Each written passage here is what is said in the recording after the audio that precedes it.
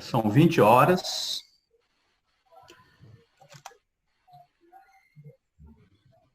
Eu agradeço a presença de todos, em nome da Associação Médico Espírita, né, do Estado do Espírito Santo.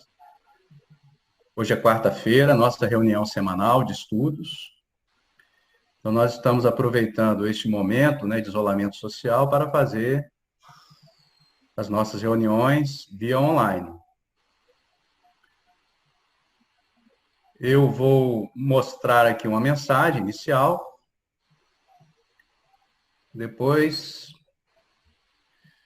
eu vou pedir a Janine. Está ouvindo, Janine? Cadê a Janine?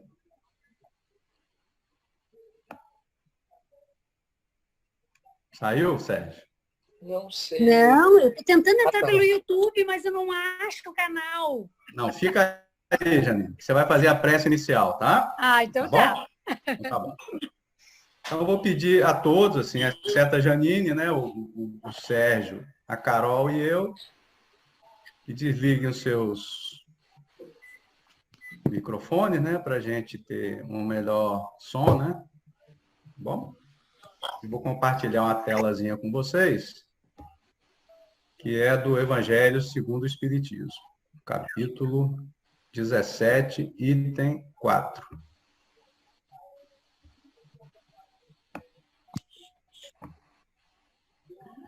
Aquele que pode ser, com razão, qualificado de espírita verdadeiro e sincero, se acha em grau superior de adiantamento moral. O espírito que nele domina de modo mais completo a matéria, dá-lhe uma percepção mais clara do futuro.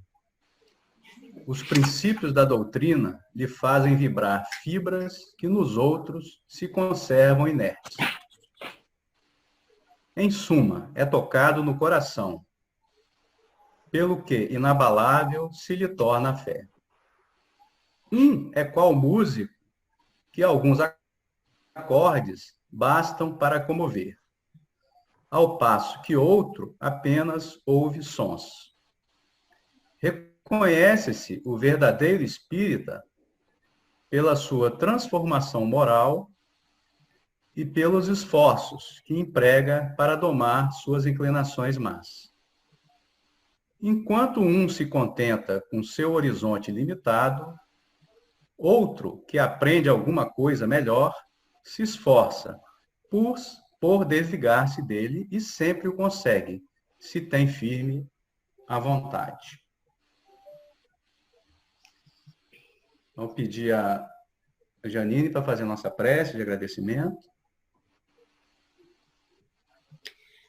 Senhor, obrigada por este momento onde nos encontramos reunidos em Teu nome, para que a gente possa entender melhor o assunto, ilumina os nossos corações e as nossas mentes e envolva todas as famílias, os lares neste momento tão delicado que estamos passando, mas principalmente nos envolva nesse trabalho, que seja produtivo, que seja de luz e, quem sabe, de cura.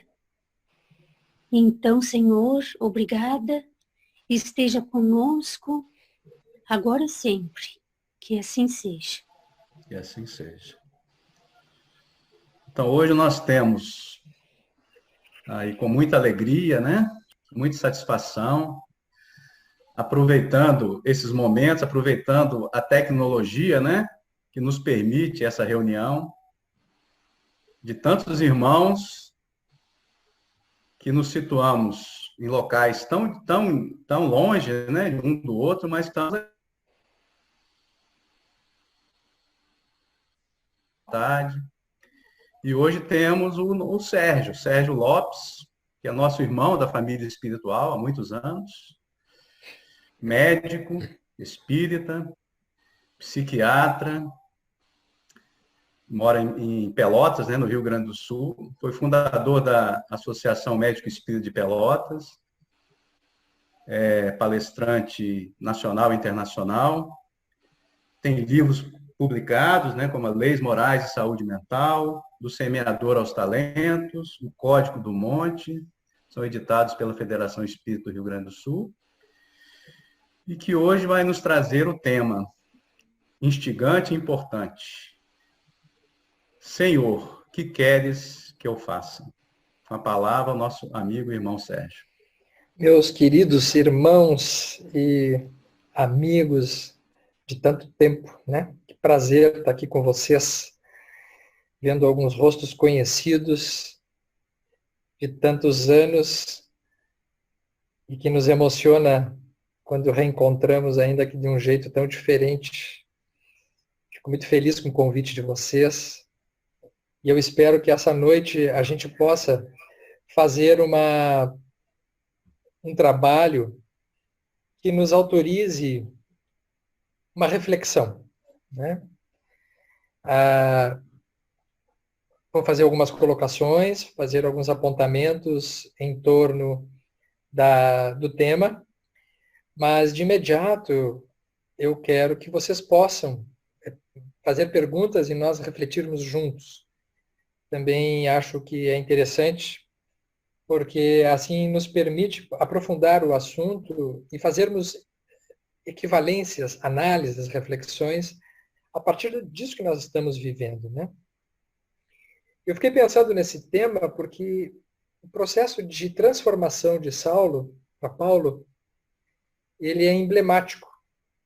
Ele nos desafia, ele nos provoca reflexões inevitáveis a partir de tudo que nós vivemos, mas particularmente nesse período que nós estamos vivendo, ele pode ser mais útil na medida em que nós estamos passando também por uma espécie de uma estrada de Damasco.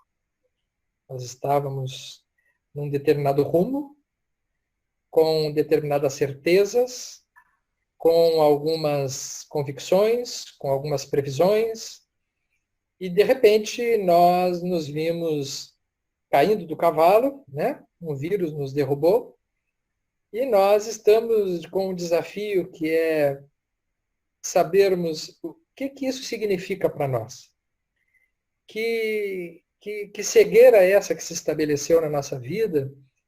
E da mesma forma que Saulo, precisou encontrar um outro significado para que ele pudesse continuar vivendo de uma maneira mais satisfatória. Então, eu acho o assunto muito interessante.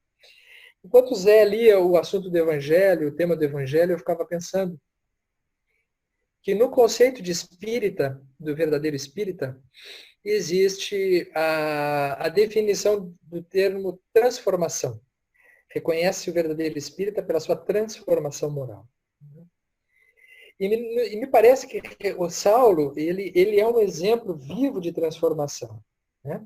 Ele realmente protagonizou um processo de transformação interior.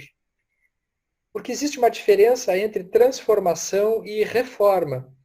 Nós, no nosso meio, nós convencionamos a chamar o processo interno de reforma íntima. E reforma não é exatamente o melhor termo para traduzir aquilo que nós esperamos conquistar enquanto estivermos no mundo físico. Porque reforma tem a ver com pegar algo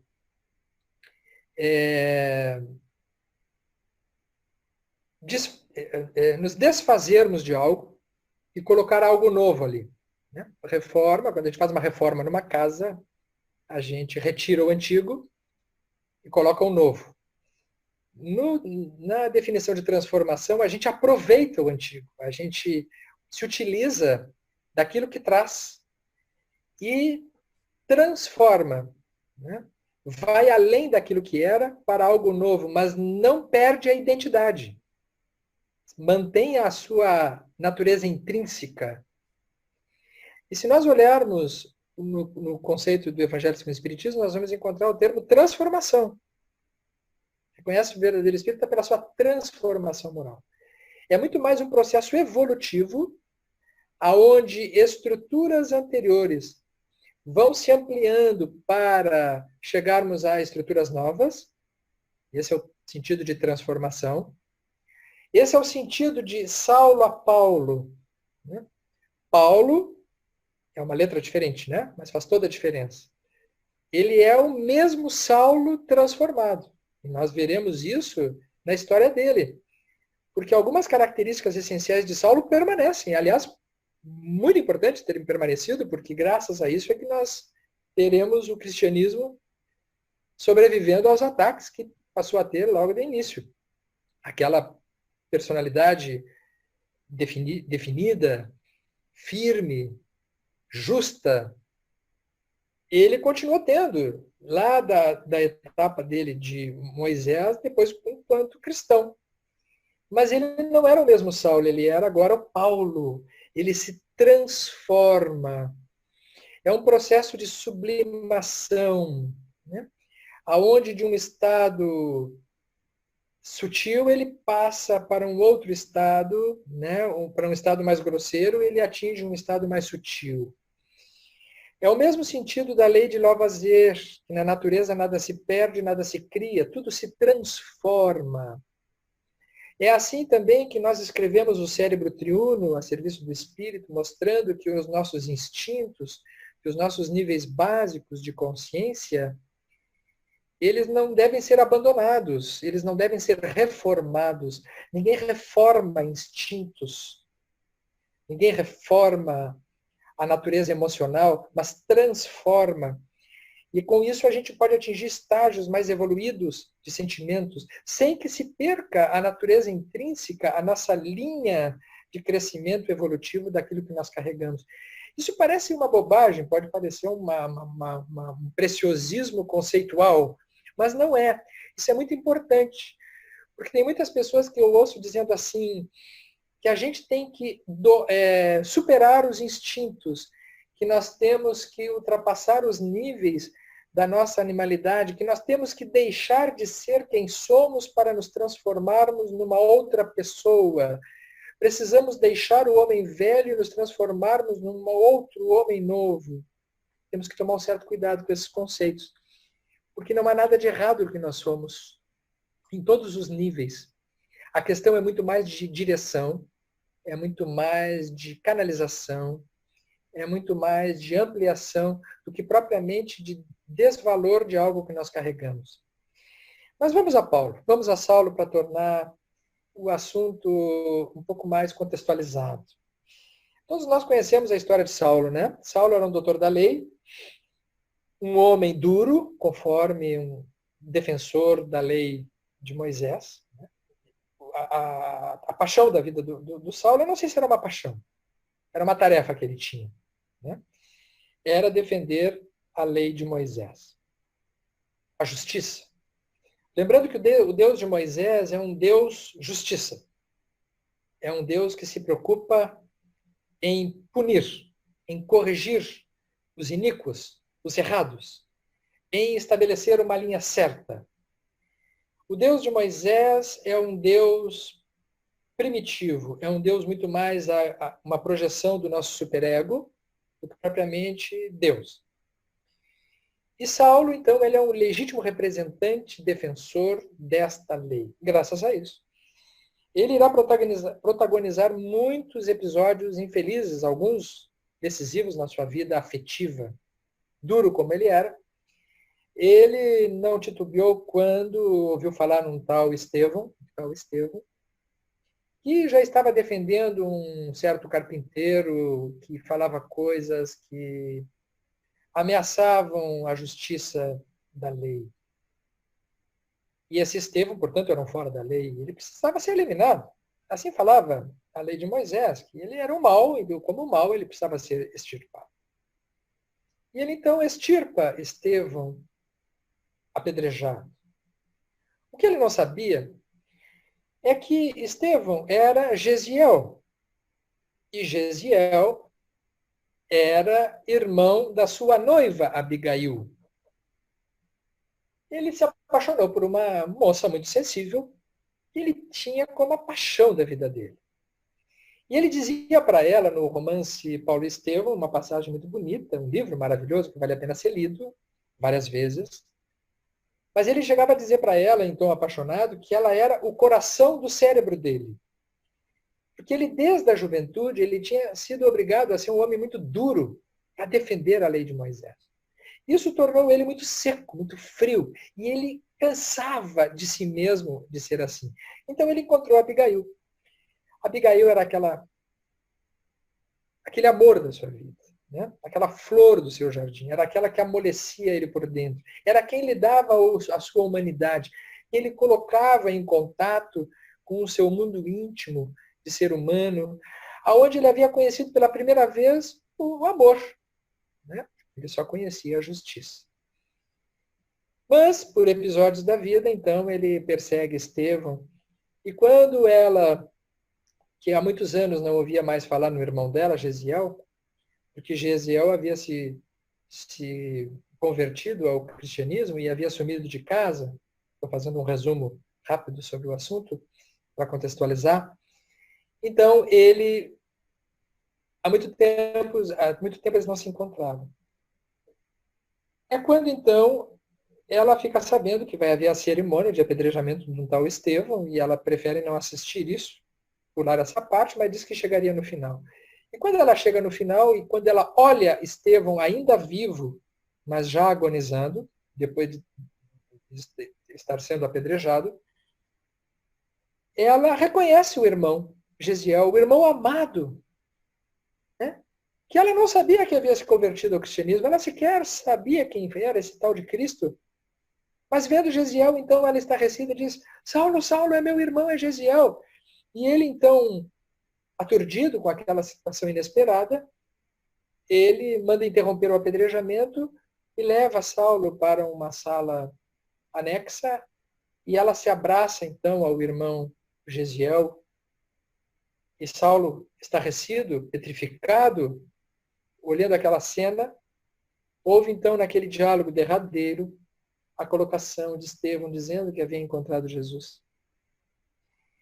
E que não culpava Saulo por o que havia feito por ele. Abigail, estarrecida, doída, chorando, vendo que o irmão se despedia naquelas condições, tendo sido apedrejado pelo seu noivo, ela pergunta para Gesiel: mas com quem eu ficarei? E então é quando Gesiel, agora Estevão, diz: eu não conheço Saulo, mas eu percebo que ele não fez isso por ser mau. Da mesma forma que ele defendeu Moisés, com a mesma fidelidade, quando ele conhecer Jesus, ele o defenderá com a mesma fidelidade. Não te tenho como um inimigo, Saulo, te tenho como um irmão em Jesus Cristo. E se despede da vida física, com o perdão sublime daquele que vai para o outro lado, com o coração tranquilo, deixando uma pedra dura naquele coração de Saulo, que percebe naquele momento que a sua amada, que ele não havia apedrejado apenas Estevão, ele havia apedrejado o seu projeto de vida afetiva futura. Porque ele se deu conta que ele não poderia mais seguir sendo noivo de Abigail, carregando aquela carga. E Abigail irá então conhecer aquele Cristo que havia feito com que Gesiel fosse até o fim, a se transformar em Estevão. E quando conhece Jesus, ela se apaixona por Jesus. Mas ela fica suficientemente deprimida, e isso é um diagnóstico psiquiátrico à distância que eu estou fazendo, 2000 anos depois, lendo Paulo Estevão, percebo que ela, depois que perde o irmão apedrejado e o noivo numa tacada só, ela, apesar de ter conhecido Jesus e ter se transformado, ela adoece gravemente por um processo depressivo. E já no final da vida dela, Saulo, quando se aproxima dela, ela já tendo se convertido ao cristianismo, ele então se toma de mais ira ainda, porque ele, ao invés de fazer um movimento de se responsabilizar por si mesmo, pelo que ele já sentia, pelo que já estava dentro dele, ele resolve achar ainda que Cristo é que é o culpado. Esse tal de Jesus, esse carpinteiro que provocou todas essas coisas.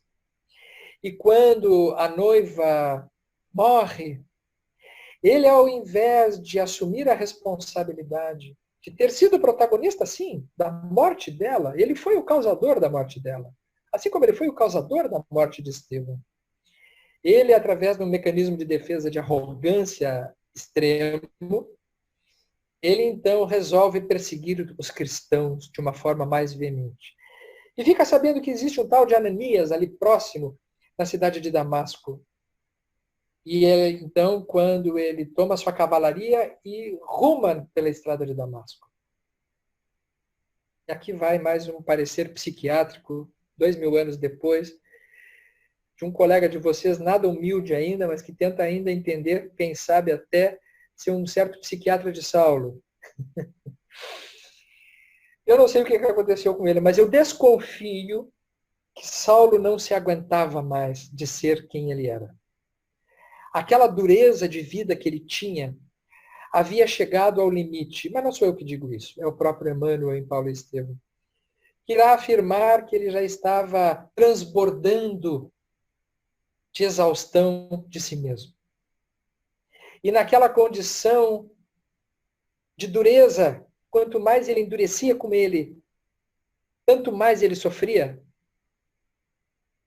Ele toma a estrada de Damasco. E no meio do caminho, ele vê um clarão. E aqui o primeiro desafio para vocês é fazerem perguntas e nós conversarmos juntos depois. Quem é esse Saulo na estrada de Damasco?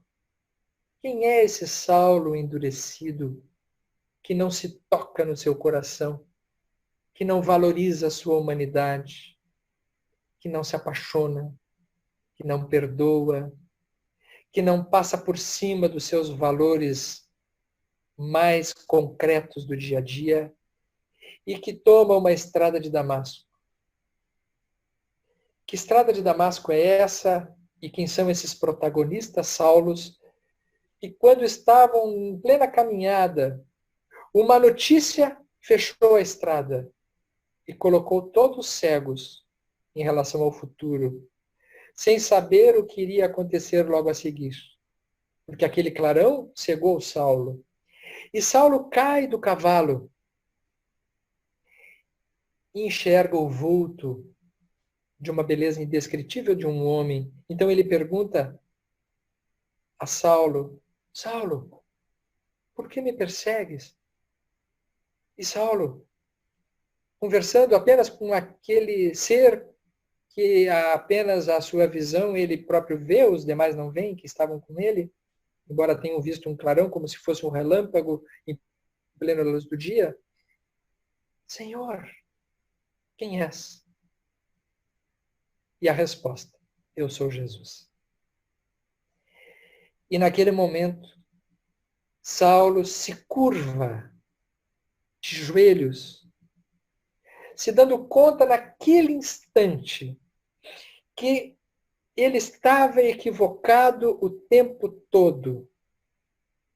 Aquela referência que ele tinha da justiça, da lei, da dureza dos princípios morais que ele havia aprendido com seu pai, Isaac, do qual ele era uma extensão, já não eram mais suficientes para sustentar a sua existência.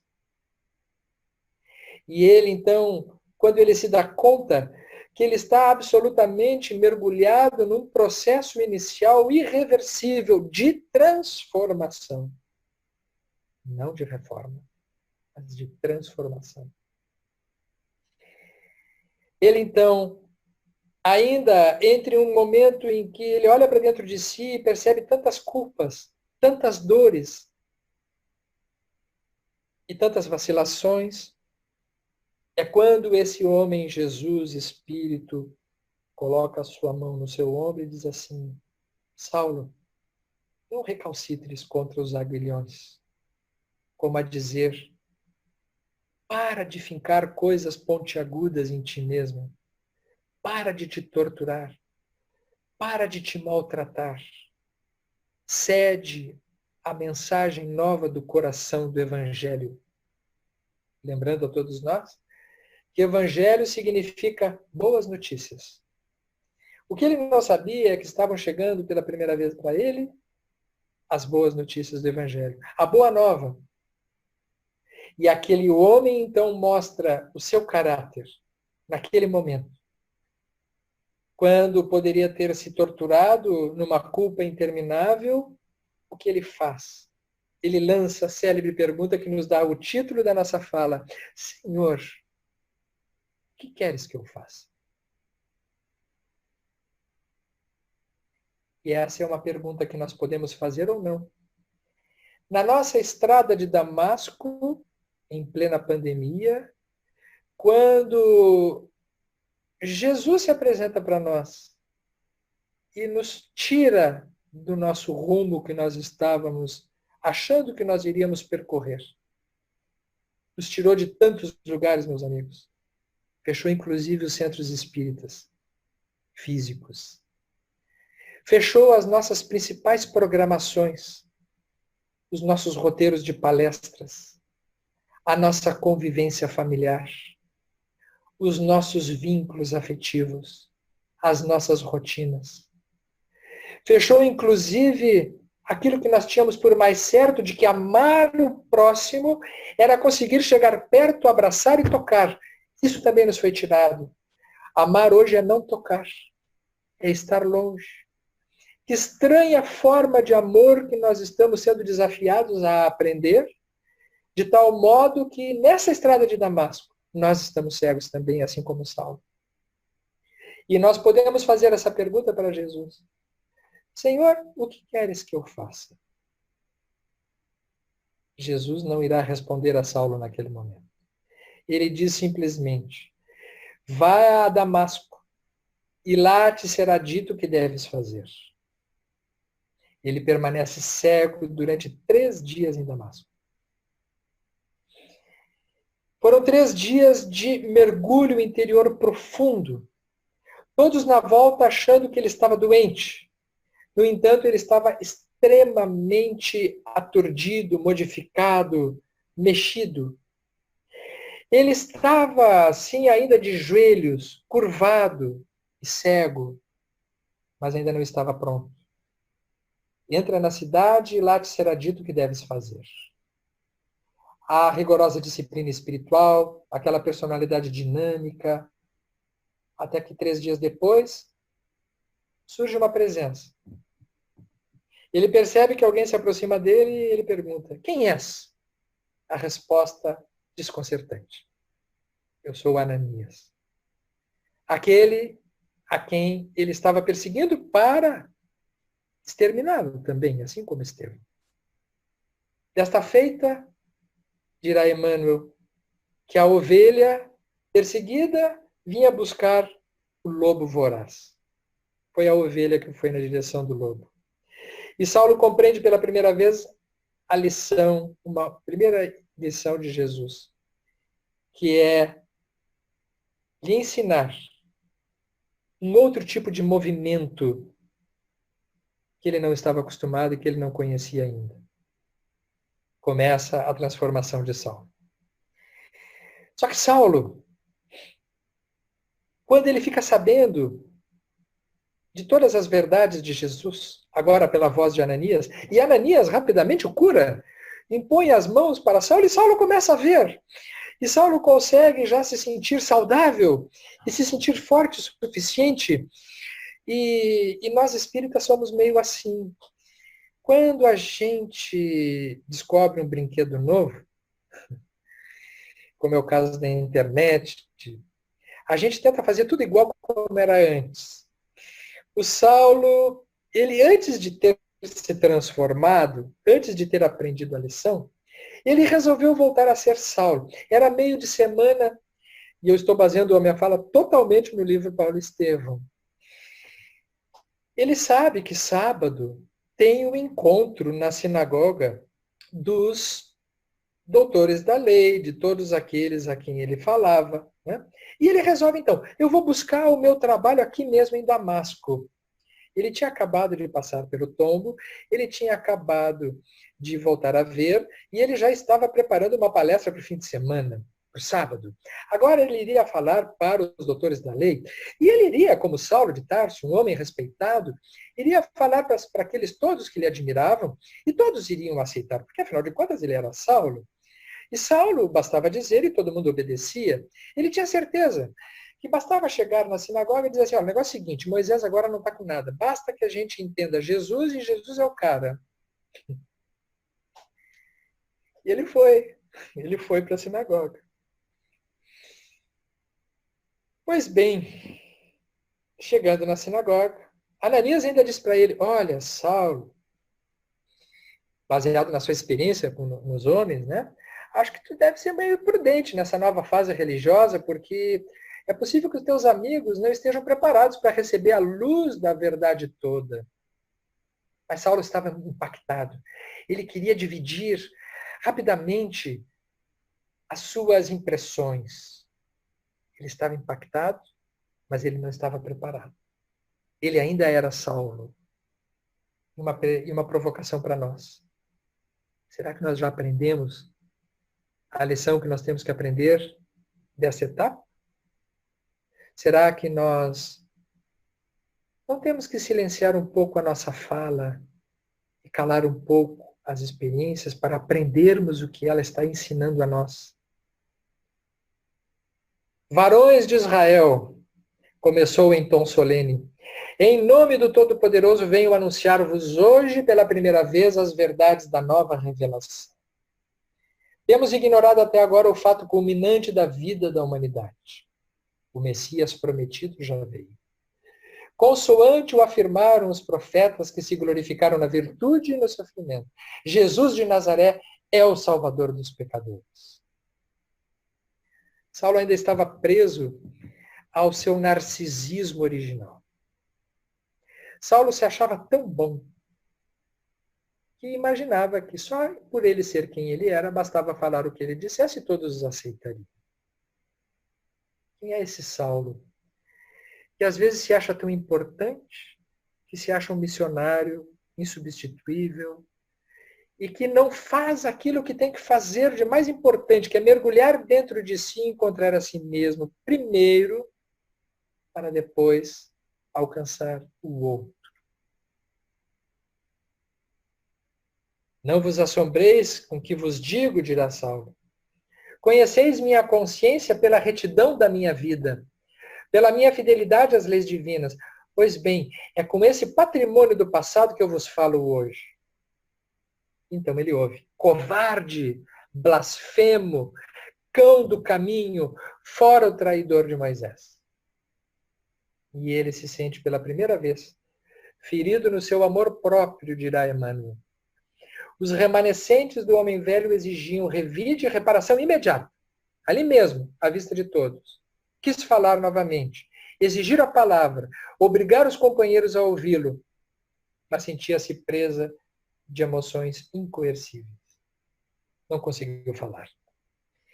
Foi até Ananias, mais experiente, chamou a atenção para ele na realidade dos fatos e disse para Saulo, Saulo, para receber a tarefa do céu, Davi conviveu com a natureza, apacentando rebanhos. Lembrou também que o próprio João Batista meditou muito tempo nos ásperos desertos da Judéia e que o próprio Cristo, vejam só, demorou tanto tempo para trazer a sua mensagem como o Cristo que conhecemos. E Saulo, então, resolve ir para o deserto, em vez de voltar para Jerusalém. Esse é um outro desafio para todos nós. Para onde nós devemos ir nesse momento? Para onde nós queremos voltar? Nós queremos voltar para Jerusalém, tendo em Jerusalém todo o palco do mundo que nós estávamos acostumados para continuarmos sendo exatamente quem nós éramos? Ou será que nós temos que ir para o deserto? Para que lugar essa pandemia está nos convidando a ir? Para que lugar nós estamos convocados a permanecer?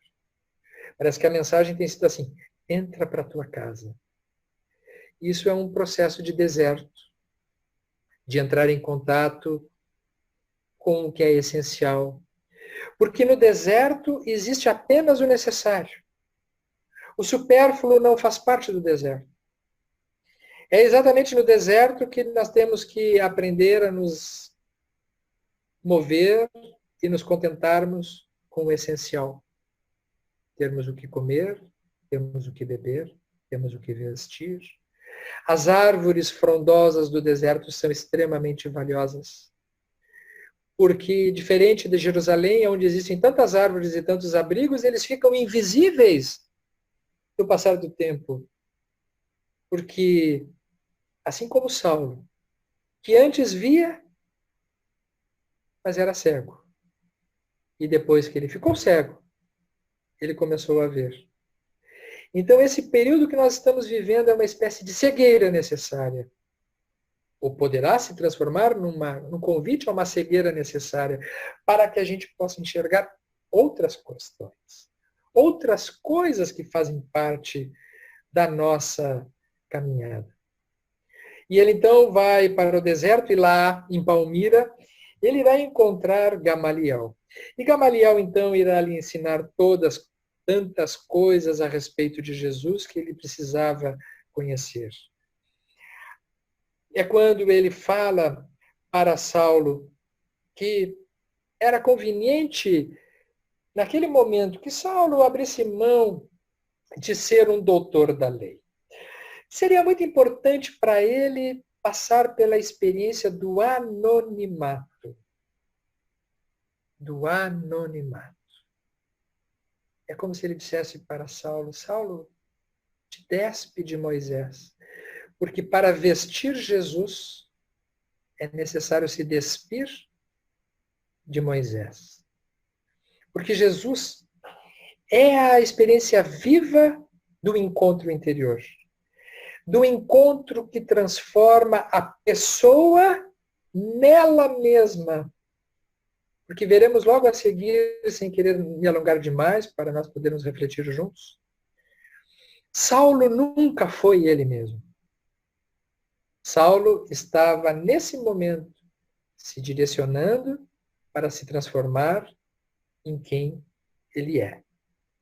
E Gamaliel, com um sorriso sereno no rosto, pergunta para Saulo, o que tu fazias antes de ser doutor? E ele disse, o meu pai me ensinou a arte de ser tecelão. Ah, Saulo, tecelão? É isso que tu precisas voltar a ser. Não tenta ser doutor da lei. Não tenta falar para os outros. Entra em contato com o tecelão. O que será esse tecelão para nós, meus amigos? Quem éramos nós na nossa essência quando nós viemos para esse mundo, com o que sonhávamos? Estamos falando numa associação médico-espírita nesse momento. Quais eram os nossos sonhos antes de sermos médicos? O que nós sonhávamos antes de sermos, quando nós pensávamos e sonhávamos em ser médicos? O que nos animava? Será que são as mesmas coisas que nos animam hoje? Ou será que em algum momento da nossa vida nós sonhamos em ajudar as pessoas? Em termos o suficiente financeiramente para viver, para termos uma vida tranquila, mas podermos fazer o bem para as pessoas, podermos nos sentirmos felizes por termos alcançado e colado o grau de medicina. Às vezes eu me pego pensando nisso.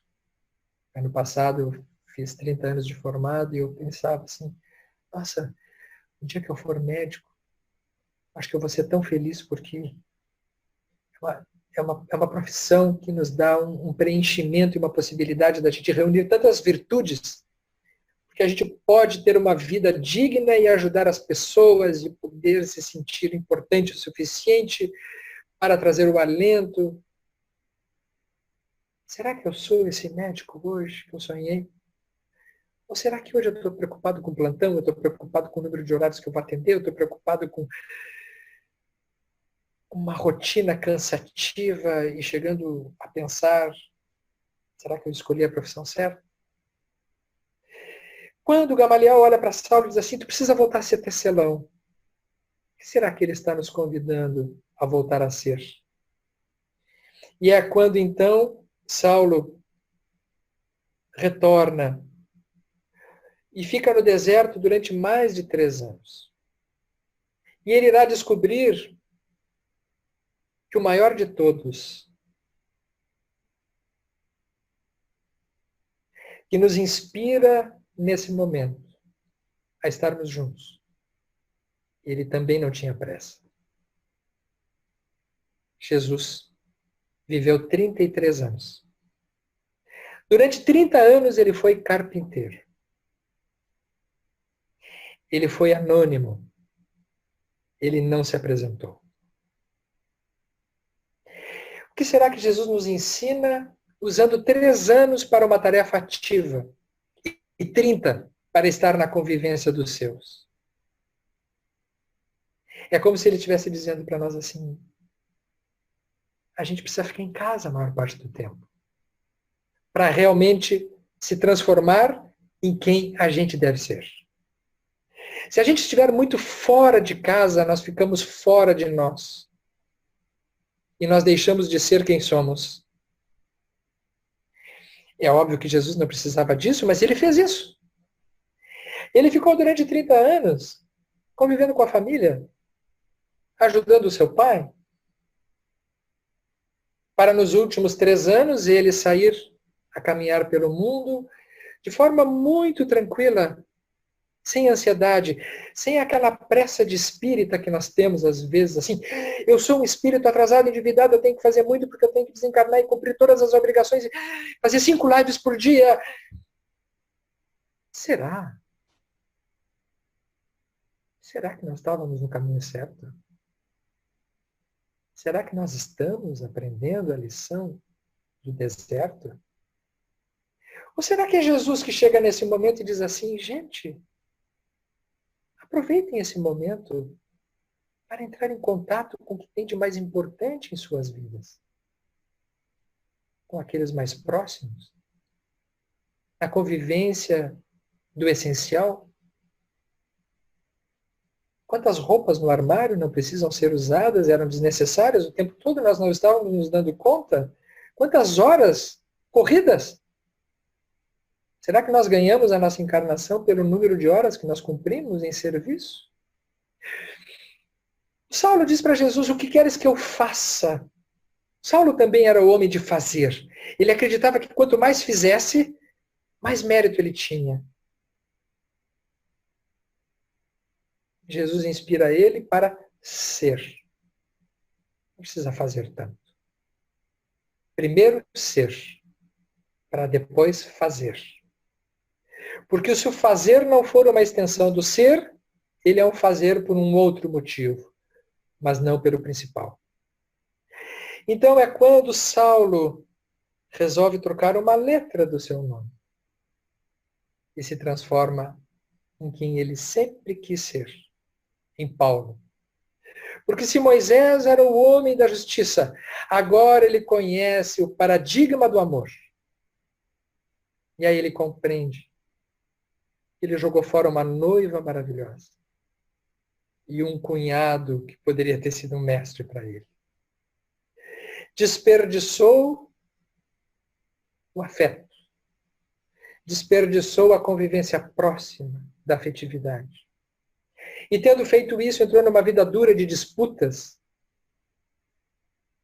E precisou encontrar Jesus naquela estrada de Damasco, naquele dia inesquecível, para que ele se encontrasse não com o Cristo apenas, mas com a sua essência, com aquele que ele deveria ter sido sempre, que finalmente se transformou. A transformação de Saulo em Paulo é esta mudança de vetor, que faz com que a inclusão do sentido da vida dentro de si vai lhe dar todo o significado, e então ele se lembra, cadê meu pai? Ele ouvira falar que a sua mãe já havia falecido. Provavelmente também é uma vítima de desgosto ao ouvir falar do que o filho havia adoecido e havia desaparecido. O pai havia ficado completamente desconcertado ao ouvir falar que seu filho estava convertido a um tal do cristianismo. Então é quando Saulo volta a Tarso e encontra Isaac. Isaac é o seu pai. E quando ele encontra Isaac, eu não vou me alongar muito agora, mas eu sugiro a vocês lerem depois o diálogo do pai com o filho, de Isaac com Saulo. E dá para entender, para quem é psicólogo, ou quem é psiquiatra, ou quem gosta de estudar as ciências do espírito, do psiquismo, que Saulo ele era uma cópia do pai. Que Saulo, na verdade, não era ele mesmo, ele era aquilo que o pai esperava dele. Porque no diálogo com Isaac, Saulo entra em contato com ele e diz que necessitava que o pai lhe acolhesse, agora dentro desta nova postura. Ele queria apresentar Jesus para aquele pai. E Isaac, desapontado por não aceitar que Saulo estava daquele modo que ele dirá no romance de Emmanuel, vergonhoso, como se fosse uma criança chorosa, como ele nunca havia visto aquele filho, no conceito de que o forte é aquele que não chora, é aquele que não sente, é aquele que executa, é aquele que apedreja.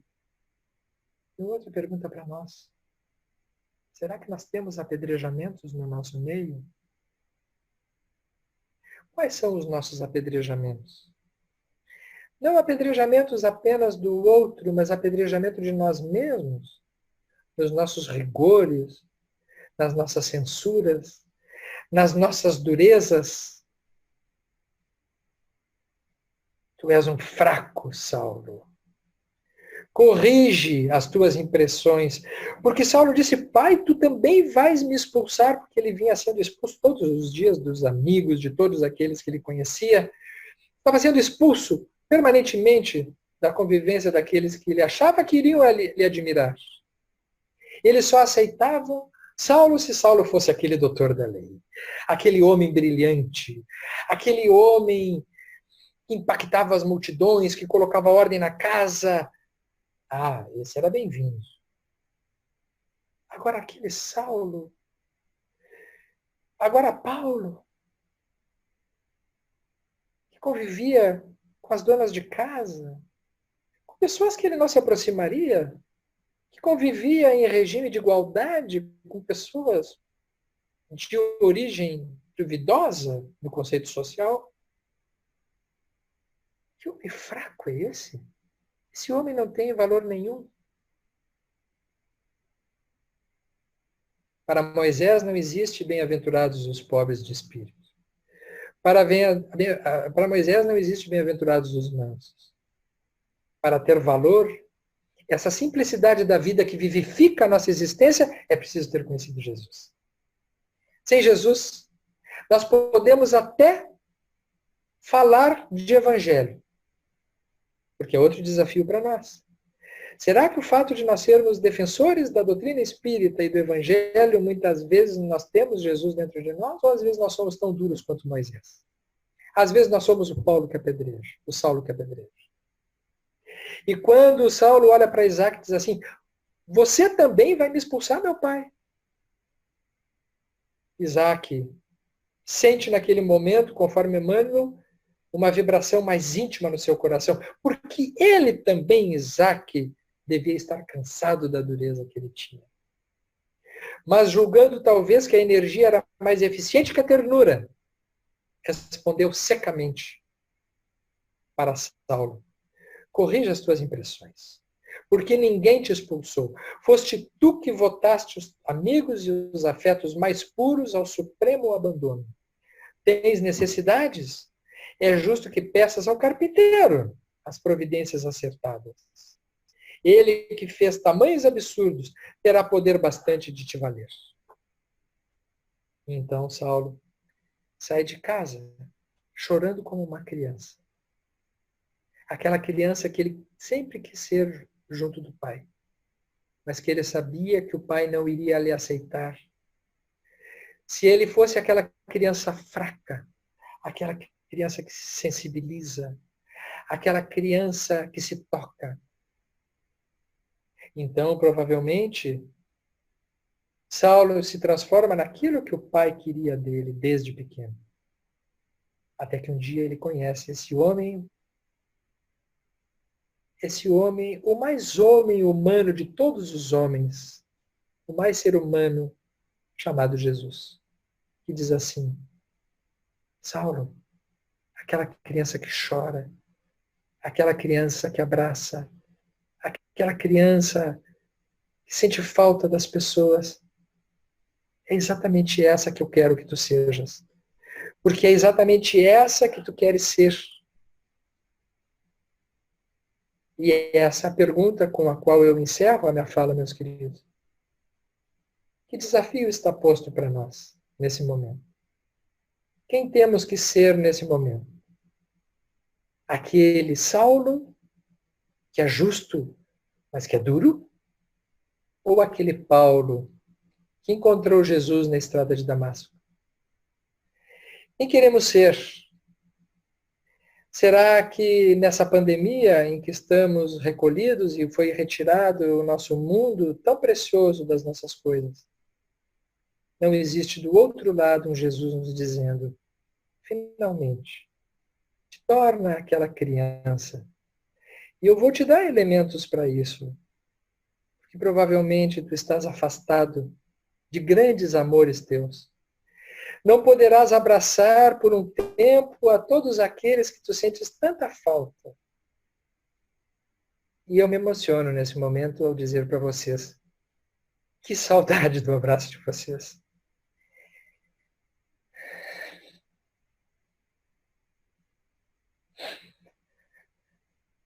Quanto tempo ainda vai durar para que a gente possa encontrar Jesus efetivamente na nossa experiência, junto realmente, no espaço que devemos? Eu não sei se vocês concordam comigo, e agora eu falo num tom um pouco mais intimista. Nós que somos palestrantes, a Janine está me ouvindo e ela vai me criticar pelo que eu vou dizer agora, porque ela disse: acho que tu tem que parar de falar nisso, mas eu vou falar de novo.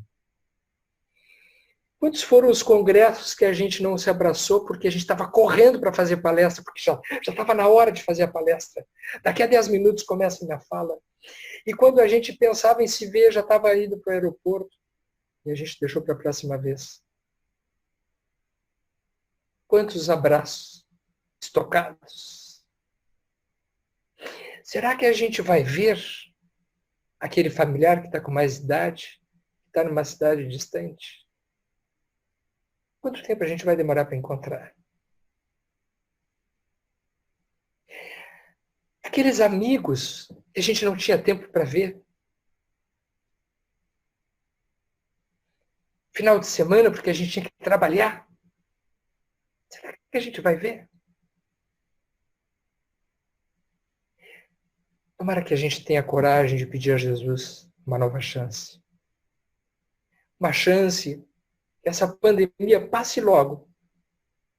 Mas não tão logo o suficiente para a gente voltar a ser o mesmo que era antes. Que a gente possa se transformar. Aprender a lição de Jesus. Porque senão, meus amigos, teremos que ter outras pandemias para que novas estradas de Damasco se apresentem no nosso caminho. Para que a gente possa realmente ser humano. Eu preciso respirar um pouquinho e eu deixo para vocês agora o espaço, as perguntas, as colocações, para nós matarmos um pouco da nossa saudade. Obrigado. Sérgio, muito obrigado, tá? Pelo conteúdo, pelas reflexões que você trouxe para a gente, pela sua emoção. A gente também está sentindo muito essa falta desse abraço mesmo apertado, carinhoso. Mas a gente tem sempre você, Janina, no nosso pensamento, no nosso coração. E sua fala foi muito importante a gente tentar refletir sobre esses momentos. Então, eu abro agora para perguntas. Quem puder fazer por escrito, use o bate-papo, pode levantar a mãozinha aí, que a gente vai colocando em ordem, né?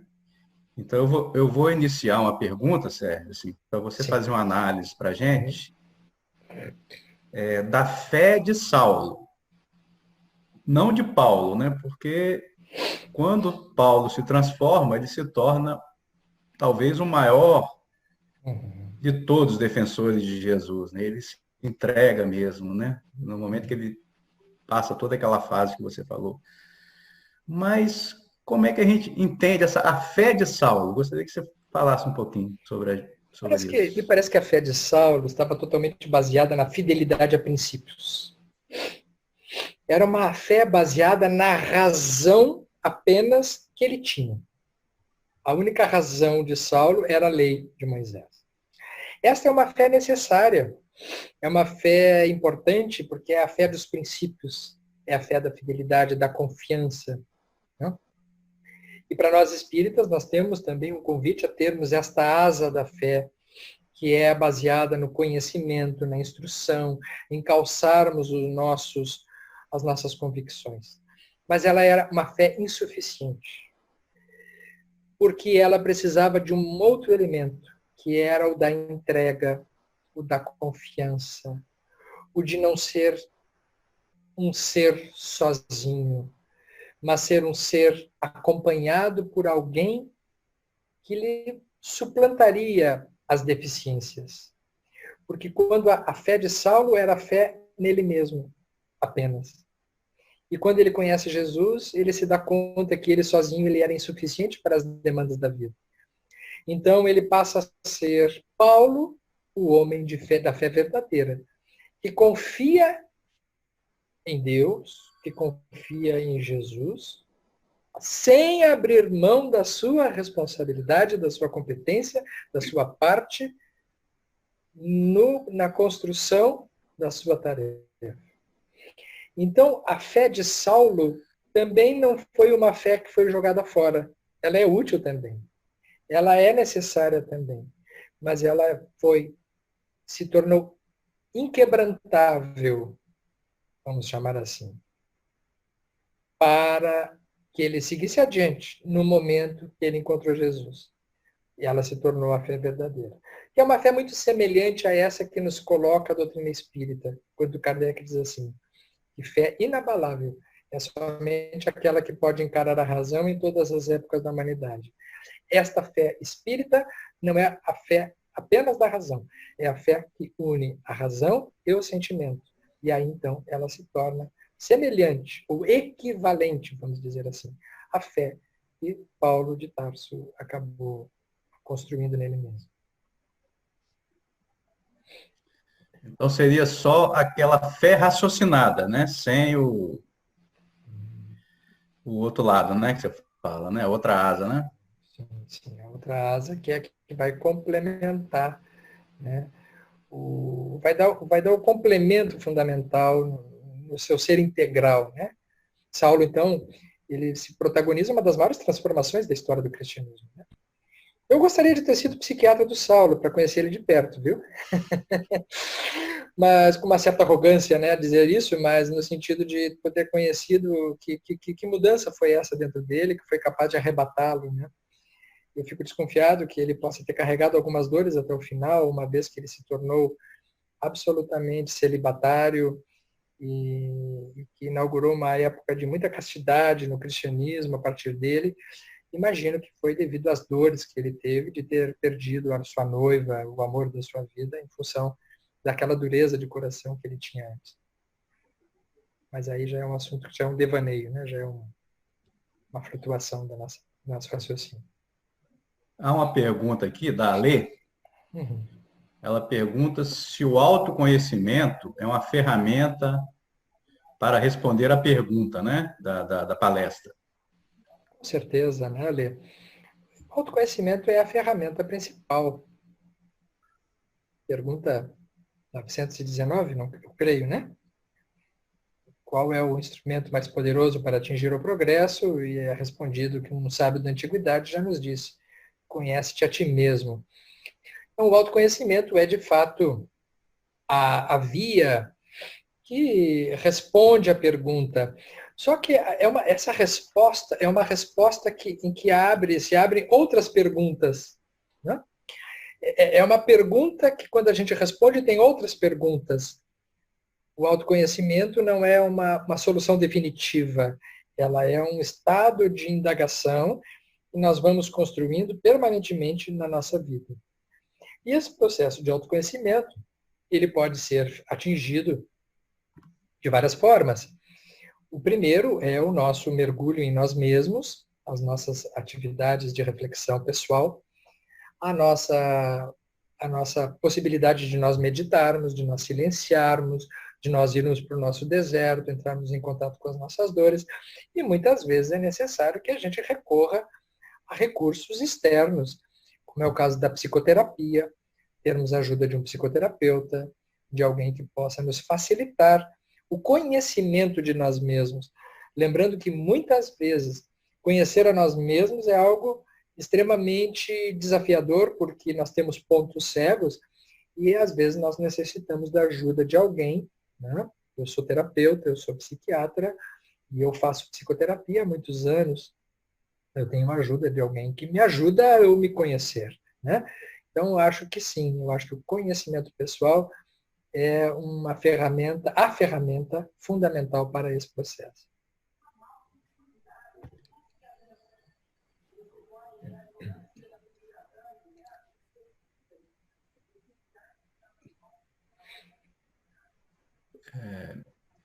Dentro daquela outra questão que você respondeu da fé, né? No nosso meio, né, como profissional de saúde, a gente encontra muitos Saulos, né? Sim. Pessoas assim com alto grau de conhecimento médico, que estudam, que se dedicam, mas assim, não tem aquele olhar, né, que abateu sobre Saulo naquela transformação. Então a gente muitas vezes a gente vê que aquela pessoa tem um potencial, mas ela muitas vezes não se abre, né? Para a questão da espiritualidade. Gostaria que você analisasse um pouco isso também. Eu vou aproveitar aqui para divulgar para vocês, aproveitar essa pergunta, o meu último livro, né? Que é o do Semeador aos Talentos. Tem uma luzinha aqui que está meio refletindo. Estamos vendo. É da Federação Espírita do Rio Grande do Sul. Ele também tem na Amazon, né? Hoje em dia está difícil da gente pegar o livro sem Covid junto, né? Então dá para comprar pela internet, né? Pelo formato da Amazon, do Kindle, né? Mas eu não estou fazendo simplesmente uma divulgação pela divulgação. É porque a parábola do semeador, eu baseei totalmente na experiência de Saulo a Paulo, a transformação de Saulo a Paulo. Na parábola do semeador existe 3 tipos de territórios, pelo menos, 4, né? Quando ele fala que a semente foi jogada ao longo do caminho, depois ela caiu nos pedregulhos, depois caiu nos espinheiros e, por fim, caiu na terra boa. Nas anteriores, na terra, ao longo do caminho, ele foi comido pelos pássaros. No pedregulho, o sol, por falta de absorção das pedras, ele também não germinou. Nos espinheiros, ele ficou sufocado pelos espinhos e aquelas germinações breves que teve não deram frutos. Só foi dar frutos quando caiu em terra boa. Há pessoas que são pedregulhos, há pessoas que são espinheiros e há pessoas que são terra boa. Dentro dos médicos, do nosso convívio, de qualquer pessoa, há pessoas que são mais refratárias, são estruturas pedregulhos, né? Em que a pedra ela reflete, ela não absorve, ela não tem absorção, ela não retém, né, a semente. Então, essas estruturas de pessoas pedregulhos são pessoas que têm a dureza das pedras, né? São pessoas duras como Saulo, São pessoas que se têm por justas, mas elas não absorvem aprendizado. Já pessoas espinheiros são aquelas pessoas que se ferem, que se sensibilizam e tal, mas elas não frutificam, elas não vão adiante.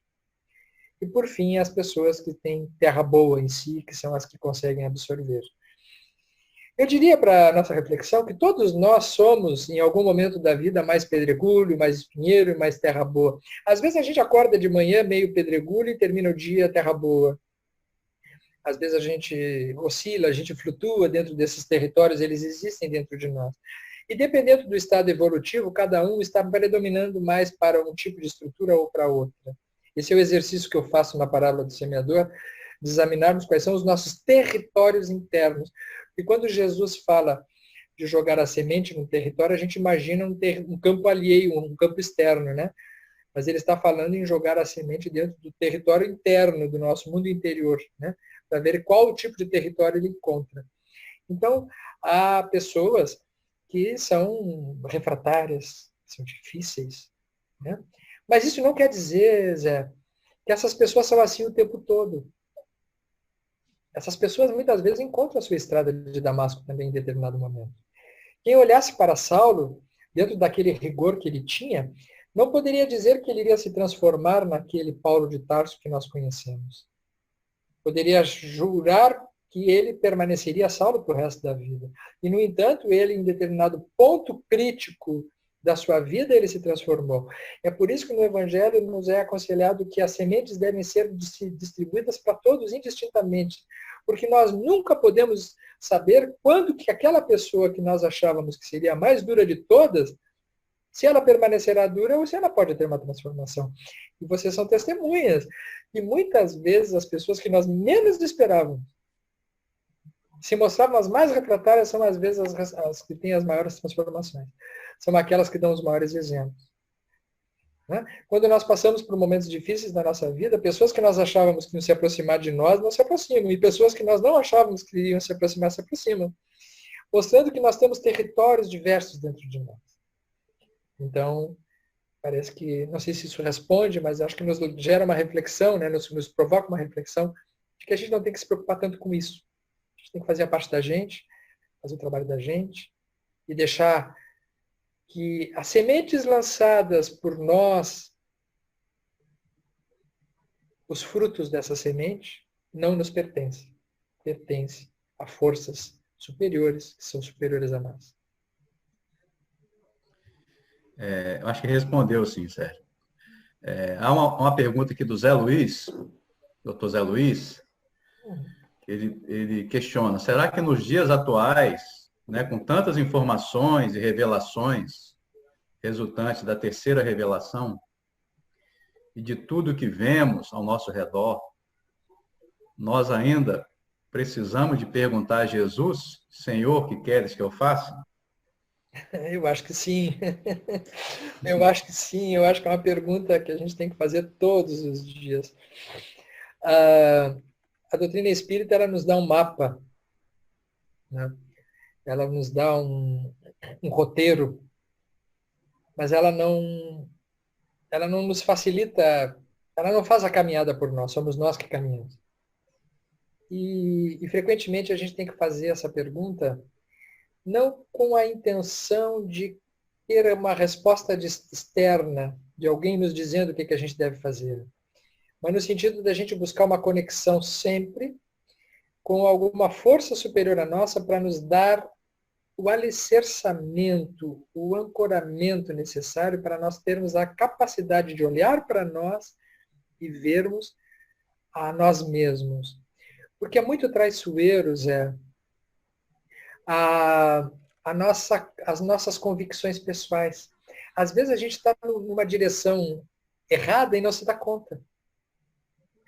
Eu tenho visto muitos companheiros nossos de extremo valor doutrinário, de conhecimentos fantásticos de doutrina espírita, que tem, assim, uma cartografia de base doutrinária invejável, que se perdem pela linha de fundo, pela vaidade, pelo narcisismo, pela carreira solo, por coisas muito primárias, por uma questão muito simples. Não fazem essa pergunta. E quando fazem, fazem assim, Senhor, o que queres que eu faça? Aí surge um determinado desafio, a pessoa enfrenta, mas ela continua fazendo sempre do mesmo jeito. Essa pergunta, ela precisa ser feita, sobretudo, para a si mesmo, na intimidade do seu ser, para que o exercício da transformação moral esteja sempre presente como um desafio, como um trabalho permanente para a pessoa não se desviar. E eu acho que existe um alerta para todos nós, que é muito importante, é da gente continuar em grupo, trabalhando em grupo, a gente fazer isso que a gente está fazendo aqui. Né?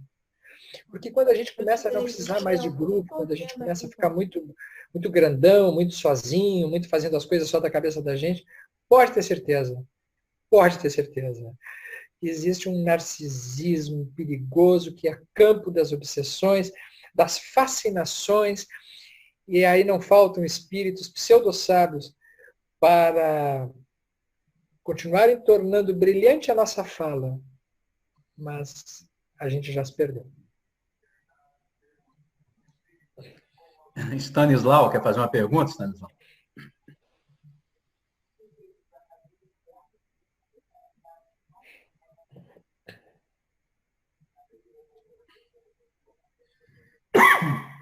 Olá, boa noite a todos, né? No caso, eu venho acompanhando aqui os estudos, né? E tem um livro muito interessante aqui, né? No caso, e eu volto sempre nele quando a gente faz esses estudos aqui na capelania da AMES aí, né? E é a Bússola Leme, né? Do senhor Haroldo, né? No caso, do Haroldo da Dia. E interessante é que a inflexão de Saulo, né, a personalidade inflexiva de Saulo, narrado pelo amigo, né, médico aí, é característica de uma cultura de idolatria, né, e de muita repulsa, né, do qual ele vivia, né, a época do Cristo, né, no caso. E o interessante, eu vou até mostrar aqui, ó, esse aqui, ó, esse círculo aqui, ele é muito interessante para a compreensão, porque se a gente colocar a repulsa e o reconhecimento que é exigido na sociedade atual e era exigido muito mais fortemente naquela sociedade, a gente vai perceber que há uma culpa muito forte naquela personalidade. Tá? Uma culpa tal que penetra na própria criança interior dele. É verdade. É uma culpa, ela entra ela divide a mente dele, ela biparte a mente de Saulo, né? E quando ele se encontra a caminho de Damasco, na realidade, ele vai por sintonia, uma sintonia assim natural, né? Pelo desequilíbrio, talvez até mediúnico dele, né? Estou colocando uma hipótese aqui, e ele vai por desequilíbrio espiritual mesmo, e ali ele encontra um equilíbrio tão grande que aquilo se torna a âncora dele, né? No caso. Eu fico... E o interessante é que nesse mapeamento aqui emocional que o Haroldo coloca aqui, né? No caso, essas duas emoções que quando infringidas, elas colocam a culpa, elas atacam justamente a pineal, né? Que é considerado a glândula do coração, né? No caso. Então, certamente ali naquela personalidade de Saulo havia sim um desequilíbrio mediúnico, né? Por trás de toda aquela perseguição pelos princípios, doutrinários da época, havia sim uma mediunidade desequilibrada e um coração ferido, né? Com certeza. No caso. É isso. É muito bom, Stanislau, a tua colocação. Eu apenas acrescentaria, somaria, né? Eu somaria a tua fala, que Saulo me parecia, e Emmanuel chega a dizer isso, Saulo era um homem cansado já dele mesmo, né? Saulo era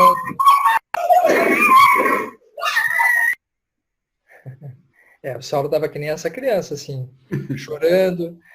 Ele estava chorando por dentro. Ele estava desesperado. Ele não aguentava mais ser aquele homem duro, ter aquela dureza, né? Ele foi vencido por exaustão dele mesmo. Ele se infringiu uma vida tão tirânica como ele próprio, que ele não resistiu. Ainda bem. É o que acontece com espíritos endurecidos. Nós vamos olhar no relato de André Luiz, no livro Libertação, o exemplo de Gregório, um espírito tirânico no plano espiritual, lá nas trevas, fazendo julgamentos externos dentro de uma perspectiva de um julgador feroz, que em determinado momento, quando a mãe espiritual dele encontra ele, e ele então ele se abraça naquela mãe e ele amolece como uma criança que ele era o tempo todo e que ele estava lutando para evitar, né? Então, vocês devem se lembrar, né, desse episódio do livro Libertação, que é mais ou menos o mesmo processo. É por isso que Jesus dizia assim, deixai vir a mim as criancinhas. Porque ele sabia que quando a gente mantém a criança interna saudável, a gente não se endurece, né? A gente não cria essas estruturas rígidas, narcísicas, onipotentes, orgulhosas, né? São os geradores, os construtores do sofrimento, em última análise. É o personalismo, né? No Sim, caso. com certeza. O personalismo, quando ele é apegado ao prazer no que é representado, no caso, ele é duro, ele é um recalcitro, né? Sem dúvida. No caso. E eu acho que ele era uma extensão, ele era uma propagação da voz do pai, né? Do pai dele. Naquele diálogo final, quando ele tenta conversar com o pai e o pai não o aceita, dá para perceber claramente que ele, naquele momento ali, ele era um espelhamento daquele pai, que ele cansou de ser, né? Quando ele conseguiu se identificar com a figura amorosa, materna de Jesus, ele pôde se conectar com a sua essência principal, sem perder a sua firmeza, que depois a gente viu, ele continuou tendo, mas com um coração suficientemente evangelizado. Sérgio, nós estamos finalizando, né, pelo Claro. tempo. Queria fazer só um comentário, Zé. Eu levantei a mão, se eu não... São Eu muitas não mãos. posso deixar de Vai lá, falar pode e falar. te agradecer, Sérgio. Sim, tá Te dizer que desde sábado você mexeu muito comigo com aquela live sobre ansiedade. Eu estou pensando sobre aquilo desde então. Hoje, então, te agradecer. Eu me emociono novamente, porque você não falou para minha cabeça, você falou para o meu coração. E eu não queria que a gente deixasse a pergunta que você fez morrer. Quanto tempo vai durar para, de fato, deixarmos Jesus entrar no nosso coração? Então, minha gratidão por tudo que você me propiciou hoje. Obrigada. Te agradeço, viu? Obrigado, Bastante Tassiana. emocionado. Então, nós agradecemos imensamente, né, a presença do Sérgio aqui, a Janine também, aí em cima também, né, Janine? Esperamos, né, que vocês retornem à nossa reunião, que a gente possa até rever, pelo menos online, já que nós não podemos nos abraçar. É o que restou para nós, né? O convite aí do Medianesp, né, com certeza vai nos unir, né? Claro. fisicamente, e aí nós vamos nos abraçar bastante. Vamos tá? deixar de ser desencarnados, né? Acho que nós estamos meio Tá. desencarnados Isso. nesse momento. E nesse Medinesp, com certeza, nós vamos ter esse tempo de confraternização. Nós vamos fazer isso, tá? Obrigado. Só para encerrar, que eu me lembrei agora com a emoção da Tassiana, o quanto essa Abigail e esse Paulo, esse Estevão, todos tiveram muita paciência a vida inteira. Nós falamos de várias coisas aqui nessa live, e quando a Tassiana falou agora, me veio assim, quanto nos falta de paciência também, não é? Na vida que a gente estava, era tudo muito corrido, era tudo muito rápido. E como está sendo importante essa pandemia para a gente poder entrar para dentro de si, para dentro de casa, e poder ver como esse livro, que não é, quando eu li, eu chorei horrores nessa cena da Abigail com o irmão e com o homem que ela amava e reencontrando o irmão que no dia da morte do pai foi retirado do lar dela. Ela perdeu o lar, o pai e o irmão no mesmo dia. E depois perdeu o irmão de novo e perdeu o marido, o futuro marido. E eu, quando eu li o livro, eu fiquei pensando assim, mas quanta paciência para passar tudo que eles passaram, acreditar que haveria uma nova chance deles se encontrarem, não é? Mas quanto amor em forma de paciência nós não temos que ter agora. Como é que ela dizia? Ama, trabalha, espera, perdoa. Abigail. Abigail. Então, só porque a Tassiana também me emocionou, assim, eu lembrei da paciência, né? Porque é um momento de muita ansiedade, mas para trabalhar a paciência. Também. E outra coisa, eu gostaria de falar também uma coisa. O Saulo já estava discutindo. Tá ruim. Maria de Fátima, por favor, desliga, sabe por que tá o barulhinho? É o seu YouTube, vê se está aberto o YouTube junto, do lado do onde você está falando. Maria de Fátima, você está me ouvindo? Agora ela tirou o microfone. Tassiana? Cadê ela? Aqui, agora, pode falar. Peraí, Maria de Fátima, que eu vou te ajudar. Peraí, Maria de Fátima, eu vou ativar. Liga o seu microfone. Isso. Já que, partindo do princípio de que o pensamento é formador de matéria, né? Então, eu queria que todo mundo, agora, nesse momento, pensasse que estamos nos abraçando, para que esse abraço chegue um ao outro, assim como o Sérgio diz assim, quanto tempo vai levar para nos abraçarmos? Então, nesse momento, no momento da prece, que alguém estiver fazendo a prece aí também, a gente pudesse imaginar esse abraço fraternal. Ok? Obrigado. Claro, e sintam-se todos abraçados por mim. Seu microfone está ok aqui, Maria de Fátima, pode falar. Então vamos agradecer novamente, né, todos, muita paz para todos. Na próxima semana teremos a doutora Irvênia, né, que vai falar também sobre a situação do ser humano, relação com os animais também nesse momento. Vai ser uma palestra muito interessante. E convido a todos para estarem aqui de novo com a gente, tá? Vou pedir à doutora Tassiana para nos conduzir em prece de agradecimento por essa oportunidade. Queremos, neste momento, nos unirmos em pensamento, mas, acima de tudo, em coração, com a figura doce e meiga do Mestre Jesus, agradecendo a oportunidade que sempre temos a cada dia de redescobrirmos a sua presença, de encontrarmos na verdade no nosso interior, com não só os teus ensinamentos, mas com teu imenso amor.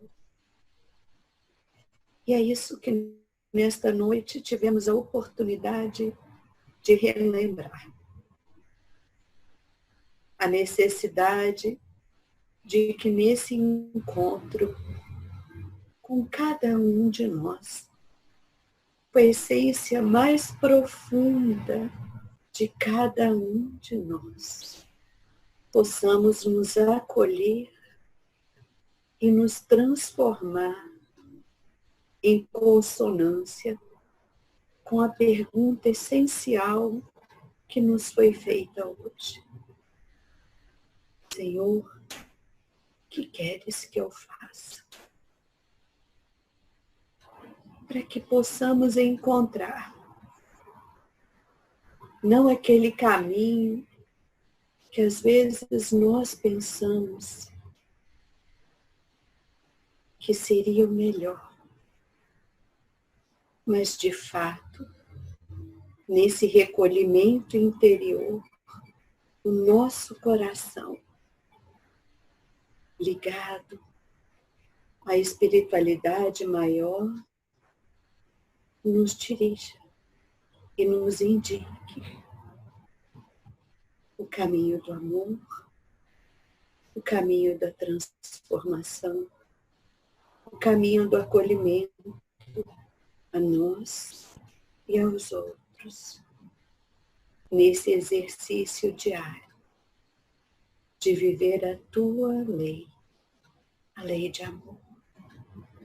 E como a irmã nos convidou, que neste momento não só nos sintamos abraçados, mas que esse abraço possa se estender a todos que estão nos nossos lares, aos nossos vizinhos, à redondeza, a todos que necessitam deste encontro, desta presença do Pai, que nos acolhe, que acolhe a nossa criança,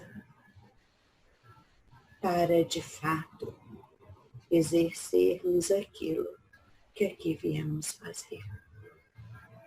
Muito obrigada, Jesus, pela tua presença em nossa vida.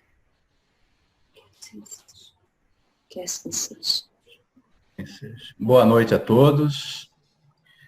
Lembrar que essa palestra ela foi gravada e amanhã já estará disponibilizada no canal da AMES no YouTube, tá? Então, tenham muita paz, né? E que aproveitem essas reflexões, né? Nesses momentos em que a gente vive. Que a paz esteja com todos. Eu agradeço a vocês todos também a presença e a oportunidade, viu, Zé? Muito obrigado a todos. Volte sempre, viu, Sérgio? Voltaremos. Um abraço. Microfone liberado. Um abraço aí, quem quiser, pode abrir. Um abraço. Microfone. Obrigado, É só clicar no ícone agora. Um abraço a todos. Muito obrigado. Boa noite a todo mundo aí. Obrigado, tá? Tchau, gente. Valeu. Até breve. Se Deus quiser. Até a próxima. Tchau. Isso aí. Tchau, tchau. Wilson, Tchau, Janine. Tudo bem? Legal. Eu tava em outra palestra, por isso que eu cheguei tarde.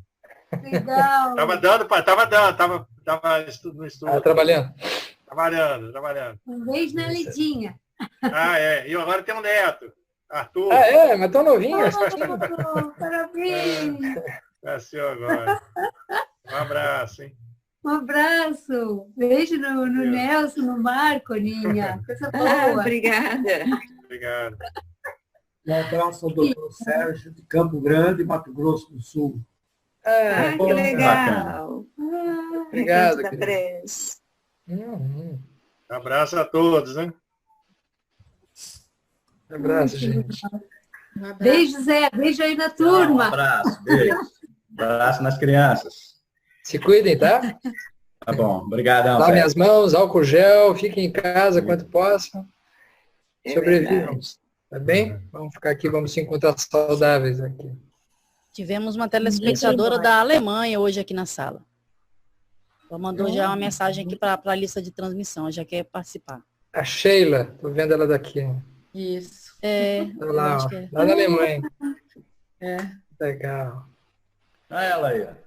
Obrigada. Aqui, passei a madrugada aqui com vocês. Aqui já é 2h30 da manhã. Nossa! Legal, Sheila. É verdade. Botei o despertador para acordar, para me poder vir. Eu queria ver a palestra, eu vi no recanto da transmissão o anúncio. Aí eu pus o despertador e valeu a pena. Muito obrigada, doutor Sérgio. Eu ia te perguntar se valeu a pena ficar até as 2 acordando. Valeu sim. Aí, parabéns, Carol, pela divulgação, hein, Carol? Tá chegando, hein? YouTube, ó, gente. YouTube, hein, ao vivo. É a segunda vez. Sheila, divulga aí pra gente na Alemanha, tá? Nosso canal aí. Pode deixar. Vou pegar o canal, vou pegar a palestra e vou divulgar no nosso youtube.com/amis, com 3 Es. Esse é o canal, a URL. Valeu. Bom? Gente, você vê que legal como está aproximando as pessoas, né? O lado bom da pandemia, como a gente consegue se aproximar das pessoas e sentir esse calor, esse carinho. Acho muito legal isso. Gente, a gente tem que agradecer esse tempo de pandemia, foi num tempo certo.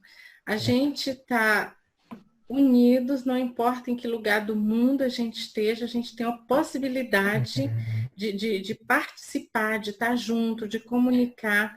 Eu estou me sentindo igual quando eu era criancinha, que eu assistia aquela família Jetson. É do meu tempo. Está vivendo isso agora, né? Ao vivo. A gente está tendo essa chance de fazer isso. Agora, imagina uma pandemia dessa nos anos 80 ou nos anos 90. Não, imagina. Estava realmente isolados. No momento, a gente está tendo a chance de conhecer. Sem essa pandemia, eu acho que eu nunca teria recebido um convite para estar aqui agora com vocês. Boa lembrança isso, Chico. Muito bem. E hoje a tecnologia veio mostrar que veio, né? Em outros tempos foi usada para tanta coisa errada e hoje, graças a Deus, está sendo usada, está tendo propósito, mostrando que veio mesmo. Né? Sim. Acho que o grande desafio é a gente poder reter esses aprendizados quando essas questões depois começarem a nossa vida voltar, a gente possa guardar aquilo que é o mais importante, né? As coisas, as descobertas, os aprendizados, né? As coisas boas, a gente não voltar para a vida antiga. Até manter numa reunião normal a possibilidade de pessoas como eu poder participar também à distância, né? E essa possibilidade seja mantida. É verdade. Até os próprios, as próprias palestras que a gente tinha que ir muitas vezes daqui para a Europa, né? Vão ser totalmente modificadas com isso, né? Sérgio? Vai render muito mais a gente fazer uma coisa ao vivo, com mais pessoas. Com certeza. O céu é o limite, gente, agora. Carol. Bastante trabalho para ti, Carol. Com a Carol do lado aí, né? E pronto. Tem que dar Ctrl+C, Ctrl+V Carol aqui, fazer um monte de Carol. É mesmo, né? As nossas reuniões do Recanto da Prece aqui em Campo Grande eram presenciais. E quando veio essa situação, nós passamos já pelo sistema do Zoom. Então, a Sheila que está falando aí, ela viu no nosso canal, o Recanto Transmissão, que quem colocou para nós foi o doutor Marcelo Cury, da AME aqui do estado. Sim.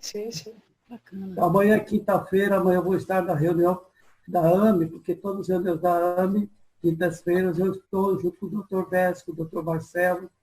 E as nossas reuniões aos sábados pela manhã, nós passamos a fazer assim.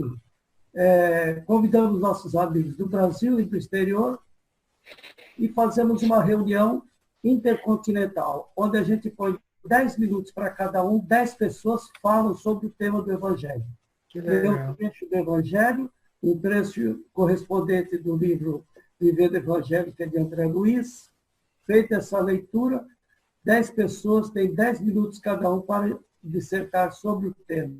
E aí nós temos, na mesma reunião, às vezes nós temos o Altino, lá da Inglaterra, temos a Sheila, às vezes de Munique, que a Sheila é de Munique, tem outras pessoas de Colônia, de Hannover, de Portugal, da cidade do Porto, a Carla Fábio, também aí do Rio Grande do Sul. De Rio Grande. Então, nós estamos fazendo uma reunião assim, bem participativa, e expandindo mais. E quando voltarmos ao presencial, nós vamos continuar com o Zoom. O ausente nós vamos projetar na parede e ele vai fazer comentário para os presenciais. E é mais ou menos isso daí. Legal. Sucesso aí para vocês. Muito obrigado por todo dia vocês de ouvir aqui. Nós deveremos ter, não sei se vamos conseguir ou não, mas o doutor Décio falou sábado na nossa aqui, reunião, né?